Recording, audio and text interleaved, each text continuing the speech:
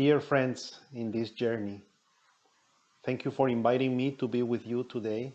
We're going to be engaging in the testimony of the community of Luke through four perspectives. And let me explore with you the chapter 2 today, the chapter 2, this beautiful story that you have heard now through the gospel. Let's explore it and engage in the text through four lenses, four perspectives. The first one, salvation is an experience. Salvation is the experience of a light that helps us to see reality differently, to see reality differently. That's the first perspective. Second one is seeing with the divine light activates liberation. Seeing with the divine light activates liberation. We will be exploring this perspective, engaging into the text through this lens. Number three, or third, being seen by others with the divine light activates also our divine dignity and our liberation. And finally, we will be exploring two practices connected to the experience of grace and the experience of salvation. So let's start addressing each of them. Salvation is an experience of a light to see reality differently. Let me start sharing with you a story, a personal story, and then I will be connecting this story with the story that we have heard in the gospel. This is my friend Rosario Cano. This is my friend Rosario Cano. She's holding a picture of her son, Mario Alberto Morales Cano. She lost her child, Mario Alberto, and he was disappeared. He still disappeared. One day, Rosario told me that the power of God, or the experience of God, what she said was the power of God, is a light that helps her to see her son alive, to keep looking for her son. And when she said, my son alive, even though many people are saying, why you are looking for your child if Mario Alberto is already lost, he probably is dead. She said, this light helped me to see him next to me, looking for what happened, looking for his story, for the treasure of his story, that his story is incomplete. So she said, it's an experience of a light that helps her to see her son that other people cannot see. To see that the dead body, maybe, or the disappear, we don't know, that other people consider lost, annihilated. She still looking for that story. What happened? Where is he? So it's a light that encouraged her. Let's go back to the story of the gospel. Anna, like Rosario is also a widow. But Anna is a widow for 84 years. As you know, a widow is, in that time, is a person who's vulnerable. And for 84 years, only be married by 7 years, as the gospel said, she is totally at risk. Her life is still at risk for many, many years. We know that in those times, people who were widows were at risk. Somebody needs to take care of her. Anna. And then we talk about Simeon. Simeon, a man who was righteous and devout. Devout also, the word devout is about volo, like voluntatis, from the will. So it's somebody who with diligence look for justice, longing for justice all his life. So these two people count on a light like my friend Rosario to see what other people cannot see. These people who were not a priest, they were not a priest, they were not a pastor, they were not a clergy, they were not important, let's say, important people by society. There were just a man, a widow, that were around a temple. They count and see something special that other people cannot see. Let's keep exploring this. What did they see? What did they see? A poor family, Joseph, Mary, coming from Nazareth, a little village. Maybe people said, historical approaches said that maybe at most 20 families in Nazareth from the region of Galilee. And we know and we have heard in other passages in the gospel, like, what could come? What good could come from Galilee? Galilee is a discriminated region by the hegemonic culture in those times. And this poor family came and did a ritual offering a pair of doves. In the book of Leviticus, in the First Testament, we know that the rituals have offered the possibility for the poor, like rather than sacrificing animals, they offer also, like, for the poor they can offer just a pair of doves. So Joseph and Mary offering a pair of doves pointed out that they were a poor family, a very poor family, coming from the nowhere village, a nowhere village from the region of Galilee. That's what Anna and Simeon saw, but they saw something else. They saw dignity, they saw liberation, they saw potential, they saw love, they saw a miracle, they saw the incarnation of the divine, they saw justice coming, they saw the kingdom of heaven. Wow, that's a huge what a tremendous different levels of dimension of reality that they are seeing, because they have an experience of salvation, the experience of a light that helps them to see that level and depth of reality with the eyes of faith. We know by the Gospel of John as well that we said that God came, like the light came, and those who receive the light can start living like children of God. So it's about seeing differently reality. Let's explore the second perspective. Seeing with divine light activates also liberation. So when we look at others with that experience of salvation, we activate liberation. Let's explore this, and I want to share with you a story that I have about this that can help. My daughter, she was born in Peru, and she called me papi rather than daddy. She called me papi. That's how she do it. In Spanish, papi, papa, from dad, right?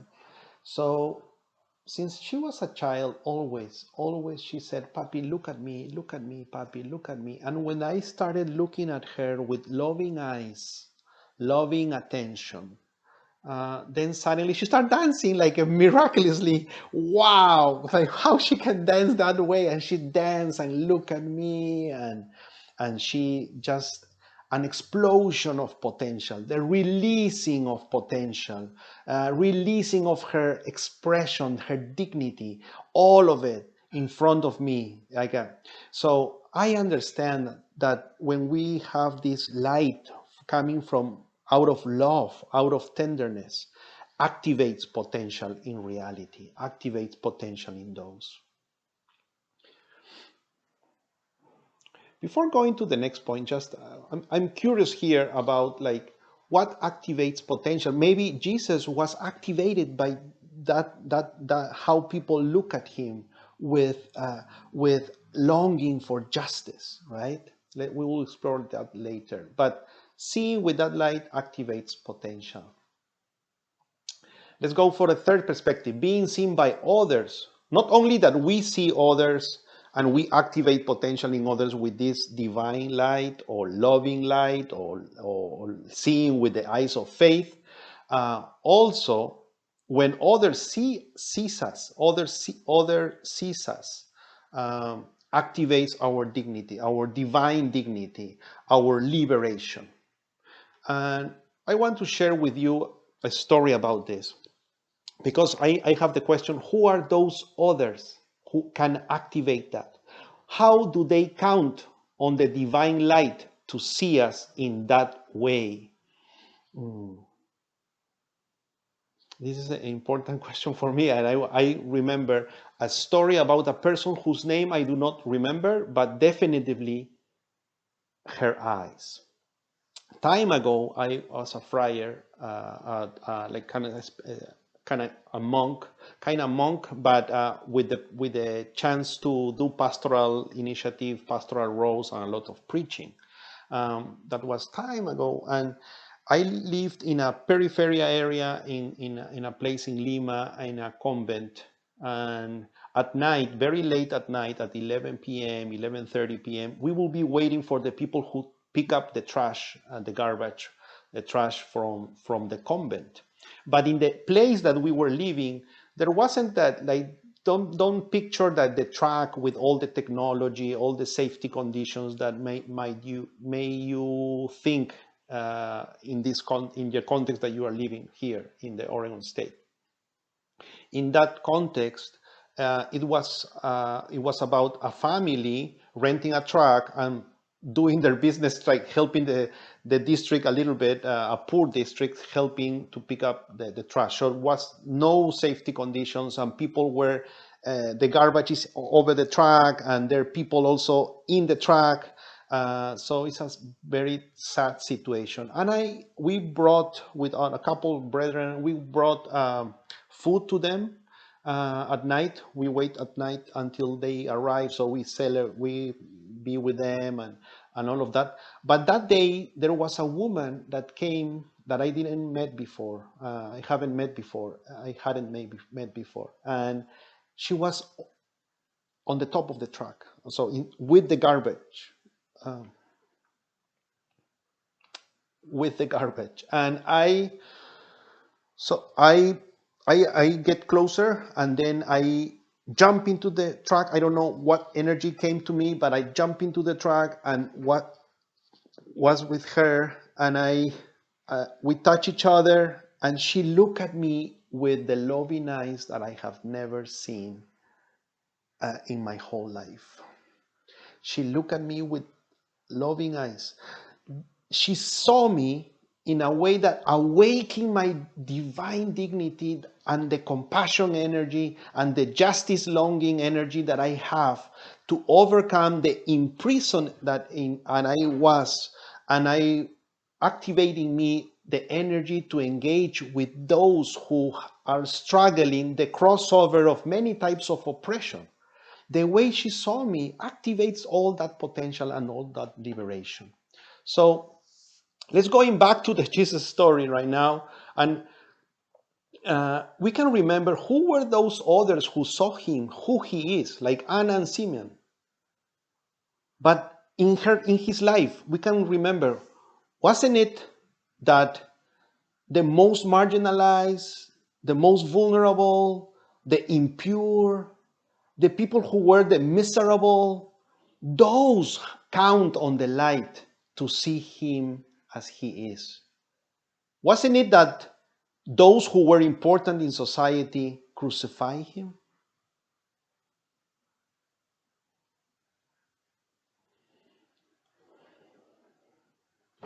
Let's go through the four perspective. This is about exploring two practices connected to the experience of grace, experience of salvation.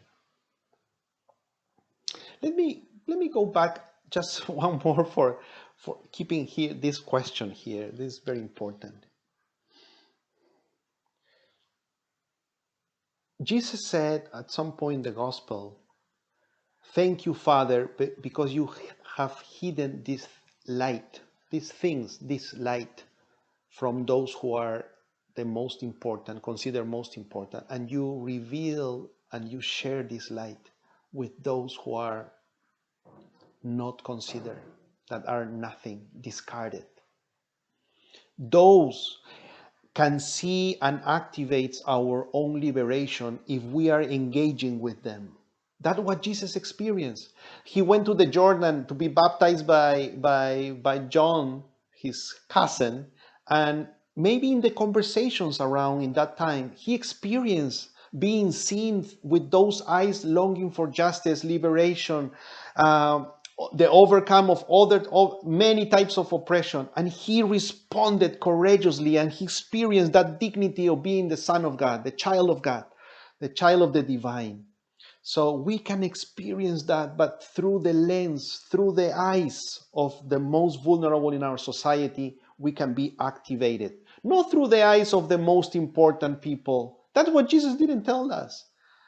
Maybe they are seeing us as an enemy of competition, but those who are in the bottom of society, those people can activate our best if we engage with them and join their efforts and their struggle for liberation in our society, in our context. This is the life of Anna and Simeon. It's the same. We are with them. We can be with them. Okay, now exploring the two practices connected to the experience of grace, experience of salvation. This practice. We remember here that Simeon and Anna were close to the temple, let's say that, the temple. Uh, Specifically, Anna was living all her life next to the text said that next to the temple as a symbol of silence, praying, longing, making room, keep our life simple so we can listen and hear and experience how everything is by grace and nothing we own, so we can be open to share and make room in our life to the journey to join people who are struggling. And that's the second practice. So praying, contemplation, silence, all of that cultivation is so powerful in our life, and we are called to do it.